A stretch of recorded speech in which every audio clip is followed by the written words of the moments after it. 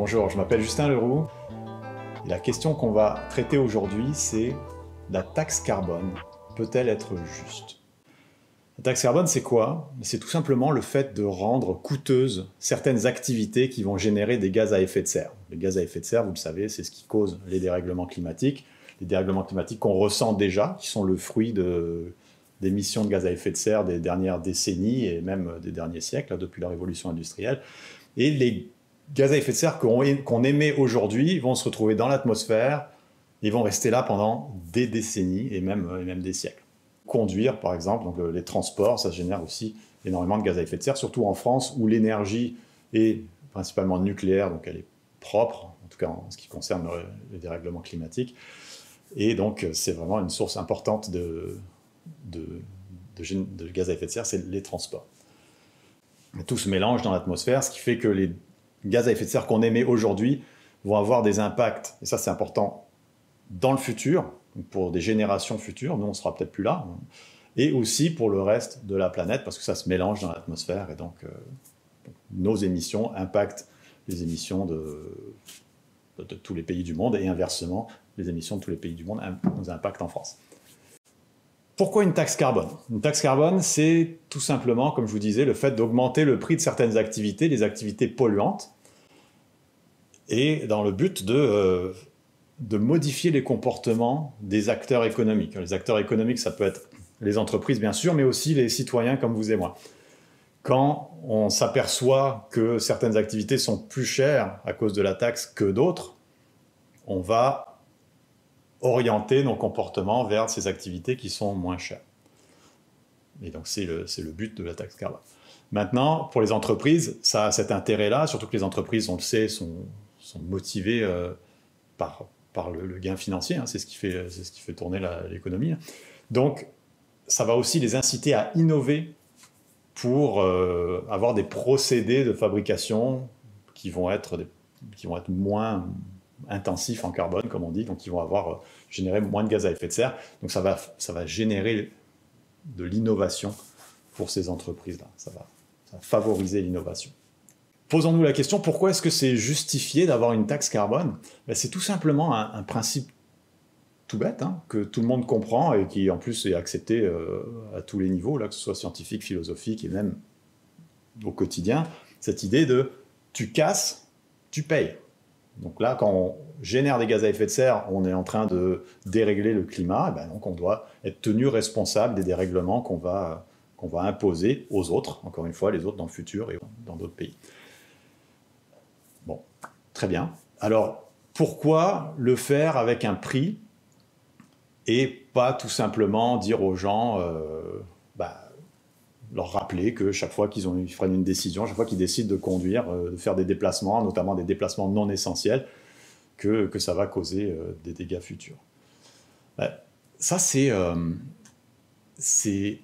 important parce que nous, en tant que citoyens, donc évidemment les entreprises, elles le font pour augmenter leurs profits, hein, tout simplement.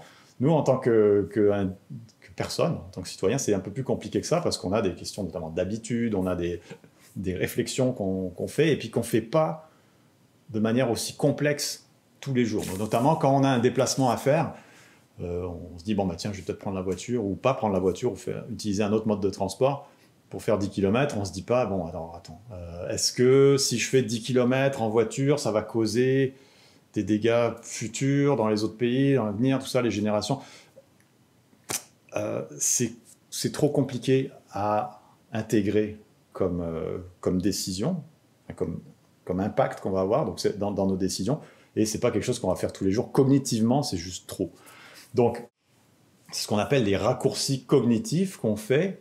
Si on peut avoir un prix, quelque chose qui nous dit, si tu fais ça, ça va te coûter tant de plus, là oui, c'est beaucoup plus direct, c'est beaucoup plus clair pour nous de dire, ok, est-ce que j'ai envie d'aller faire parcourir ces 10 km-là en voiture, sachant que ça va me coûter peut-être, je sais pas, 1 euro de plus. Donc, quelque chose comme ça. Ensuite, il faut se poser la question de l'équité. Est-ce que c'est équitable, une taxe carbone? Il faut regarder qui sont les personnes qui sont plus affectées que d'autres. Et là, on a eu la réponse très très claire, quand on a eu notamment les gilets jaunes, là, c'était quelque chose de majeur, qui était le résultat de ce sentiment d'iniquité principalement des gens de la province contre les politiques de Paris là, qui imposaient cette taxe carbone. Pourquoi? Parce que c'est facile. Du point de vue de la province, c'est bien gentil, les Parisiens là, qui se baladent en métro, mais nous, on a besoin de la voiture pour faire la quasi-totalité des déplacements, même à moins d'être vraiment au centre-ville d'une autre métropole, mais c'est vraiment pas évident. Donc, c'est pas étonnant ensuite qu'une quantité de gens de la province se soient mobilisés dans la rue, soit aller prendre d'assaut les ronds-points avec comme slogan là, Paris, Paris, on t'en veut de vouloir nous imposer cette taxe carbone.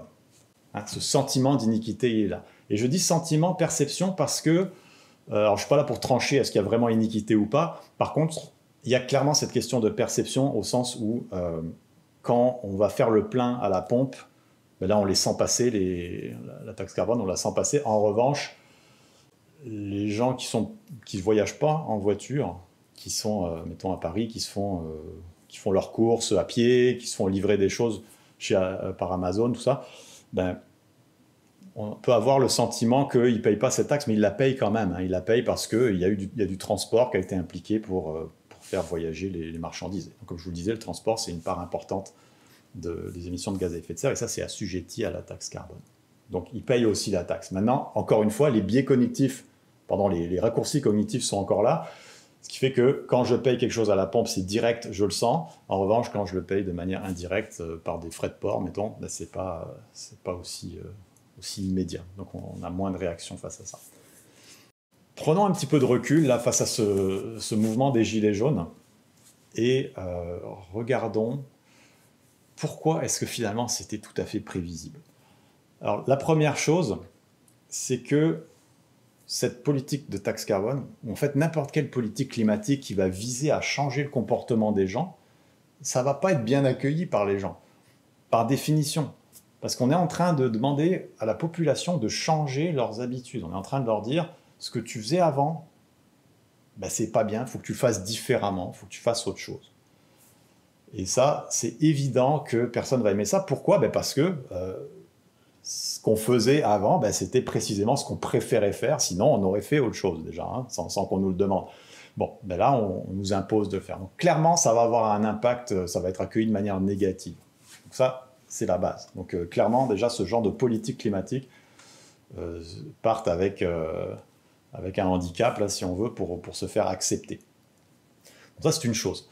Ensuite, l'autre aspect, c'est que c'est très très important d'avoir une communication qui est extrêmement claire, qui va dire clairement pourquoi on fait les choses, ce qu'on va faire avec les revenus de la taxe. Et ça, c'est malheureusement ce qui ne s'est pas fait en France, ni dans d'autres pays, dans plusieurs autres pays. Là, c'est quelque chose qui freine énormément l'adoption de telles politiques climatiques, qui pourtant fonctionnent. Hein. Dans certains pays, elles fonctionnent. Moi, j'ai siégé à la commission de l'écofiscalité du Canada, et il y a certaines provinces canadiennes où ça fonctionne. D'ailleurs, c'est devenu quelque chose de tout à fait constitutionnel d'imposer une taxe carbone. Donc, la transparence, c'est quelque chose d'important, notamment ce qu'on va faire avec les recettes de la taxe. Parce qu'on pourrait faire plein de choses. Hein.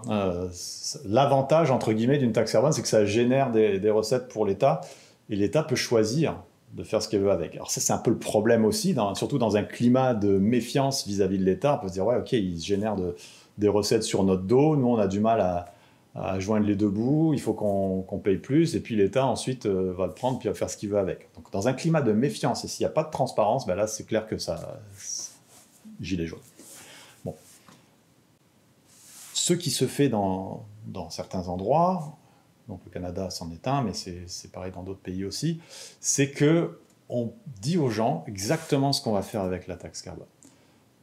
Et notamment, une façon de faire accepter la chose, c'est de dire, ben voilà, les recettes qu'on va générer, on va vous les rendre, mais on va vous les rendre de manière forfaitaire, c'est-à-dire des montants fixes qui sont indépendants de la taxe que vous avez payée, donc du montant de taxe que vous avez payé.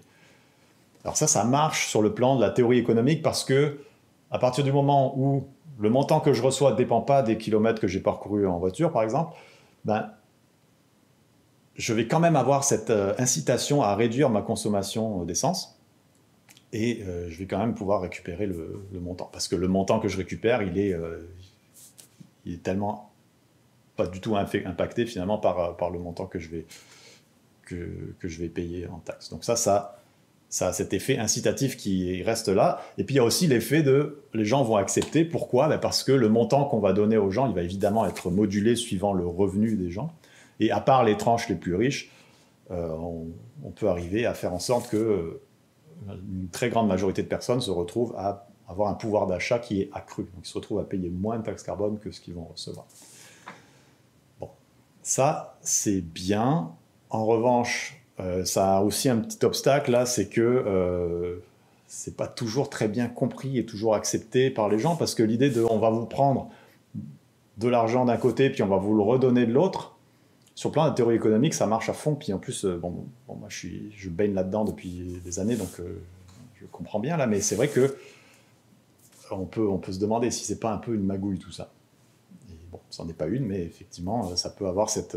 encore une fois, dans un climat de méfiance, on peut se demander est-ce que c'est vraiment une bonne chose.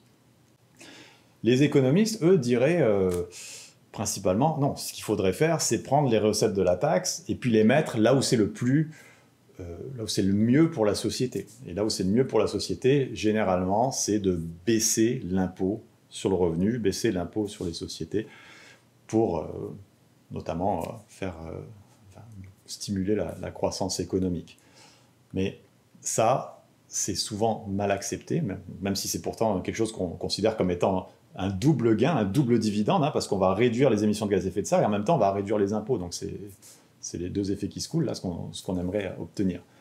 Mais souvent, c'est mal accepté parce que, encore une fois, c'est pas directement lié. Encore, les raccourcis cognitifs sont de retour avec le sentiment que je paye pour quelque chose qui est lié à l'environnement, je paye une taxe carbone, je veux que l'argent aille à quelque chose qui est lié à l'environnement.